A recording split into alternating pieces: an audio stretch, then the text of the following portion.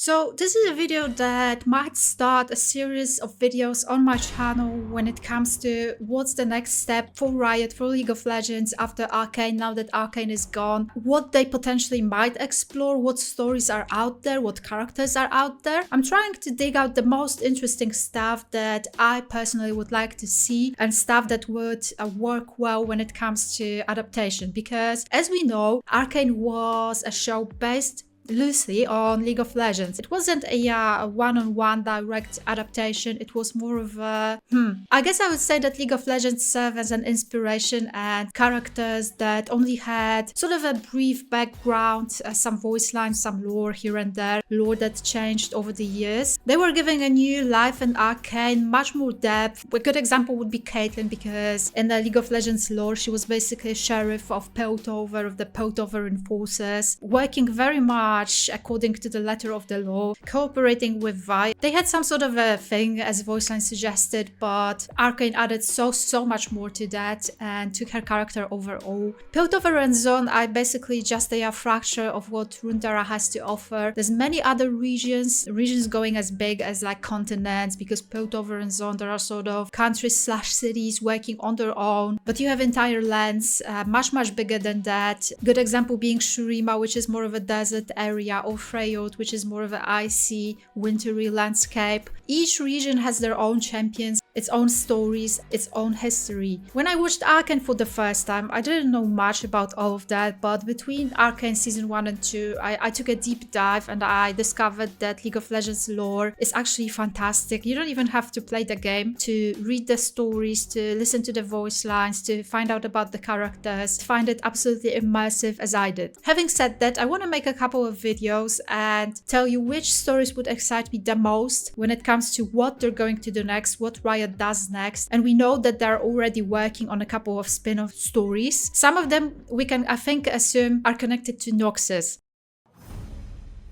That's what I wanted to start with. I figured this is the best place where we can start this series of videos, because I think exploring Noxus and its connections to Ionia, a land that's pretty primal, very much magical, very much nature oriented, it would be a great next step, and clearly Arcane already laid foundation for that step. So it happens that the area that I would like to see explored next is something that they might actually touch upon. Especially since it's a new year, and so this is a great opportunity to look ahead into the future. And while at it, I want to wish every one of you a happy new year. I hope this year we will get new announcements, we will get more news about what's next to come, what's the next step for Riot and League of Legends, and I hope to continue making content that you guys find interesting. Let's dive right into it.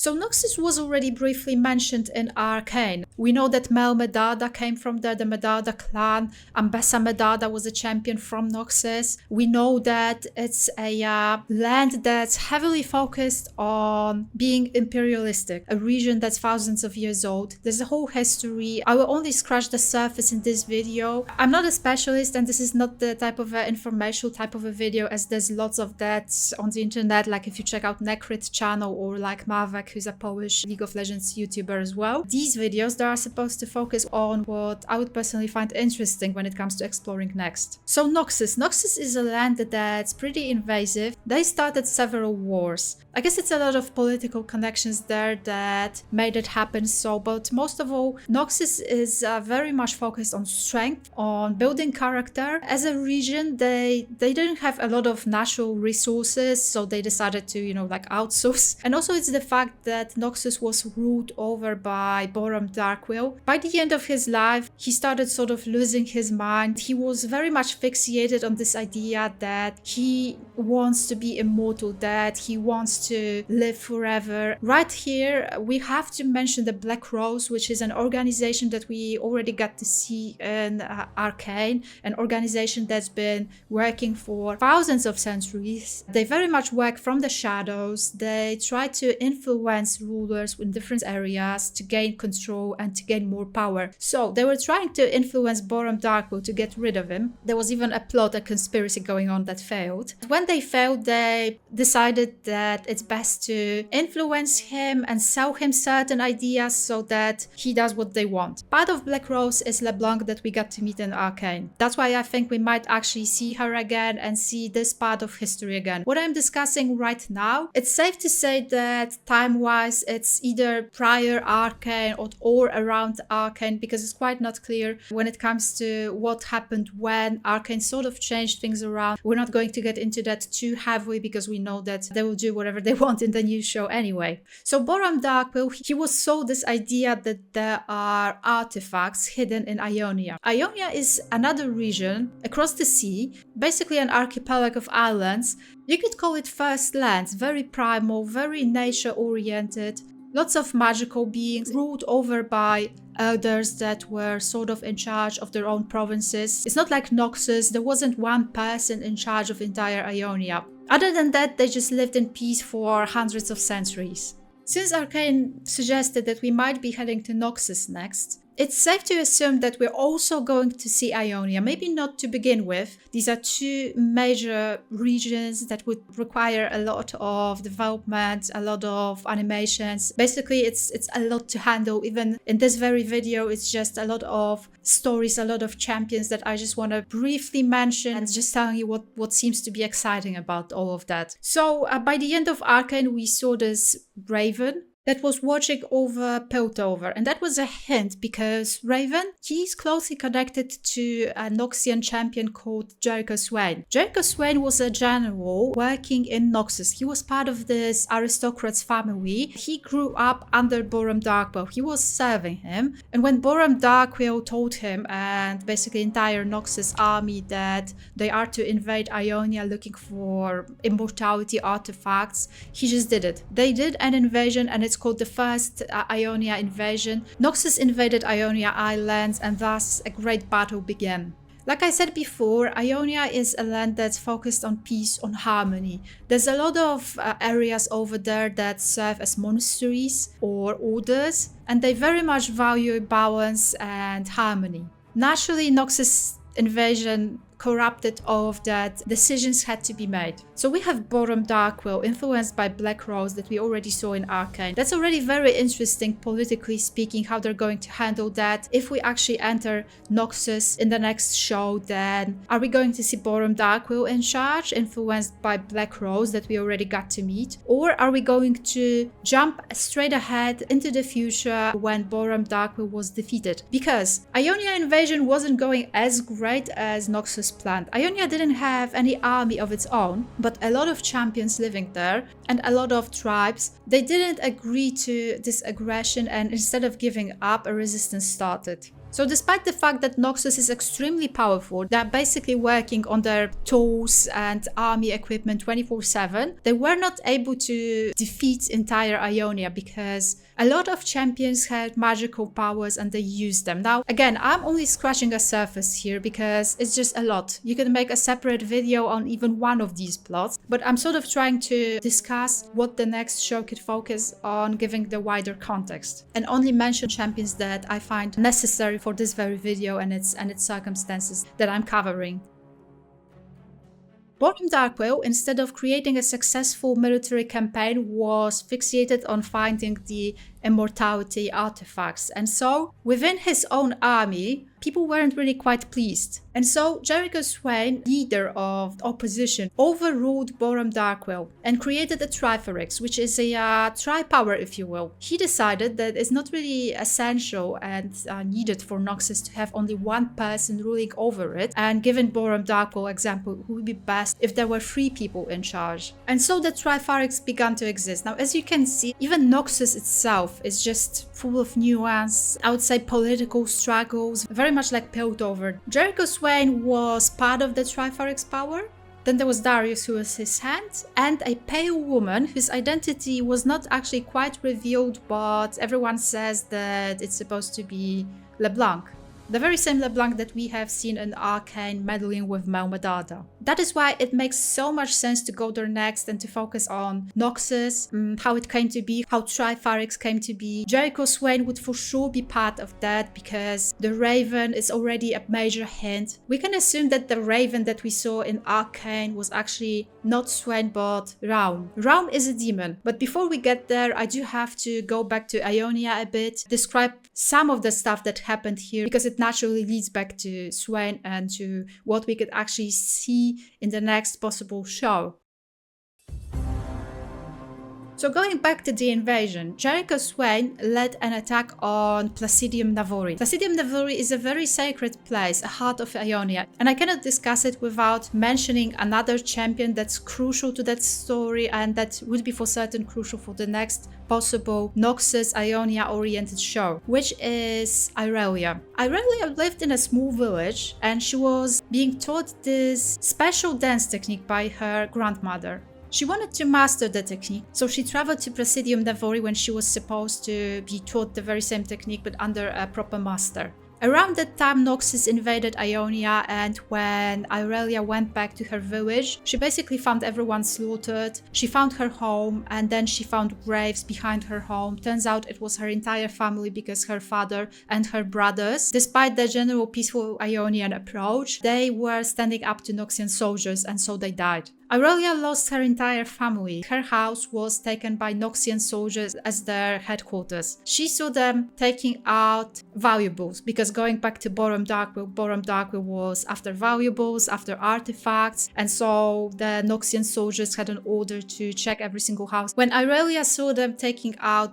her family metal emblem, she became furious. It turned out that the dance technique that she was being taught is actually a fight technique as well. She unleashed her power, the metal emblem broke, and the shards that were created that way, they became sort of blades that ever since then she's been using fighting the Noxians. I have to mention that she's only 14 at the time. Irelia was grieving her family in Ionian forest, trying to understand her power, and then she encountered the resistant movement. She joined it. With time, she became sort of a leader of that resistance. Now we can go back to Jericho Swain and Raum. When Irelia found out that Placidium Navori, so the very place where she was previously, was attacked by Jericho Swain, who knew that it's a sacred place for Ionia, so thus a very strategic place, she led an attack and she basically unleashed her full power yet again. She defeated Jericho Swain in the Placidium Navori battle, which led to him losing his hand, getting his iconic look, if you will. Jericho Swain was wounded and then a raven approached him. The raven, as we now know, it was supposed to be a demon called Raum. Thanks to him, Jericho Swain survived. He went back to Noxus, he went back to a bastion of immortality. Somehow he became one with Raum. We don't actually know how that works, but Raum is now part of Swain. When he got this new power, he overruled Borom Darkwill, like I said before, and that's when he set the Trifarix. So as you can see, we already have that going on. We have all these political struggles when it comes to power in Noxus, very much contrasting lands, one that is very much imperialistic, obsessed with strength, obsessed with power,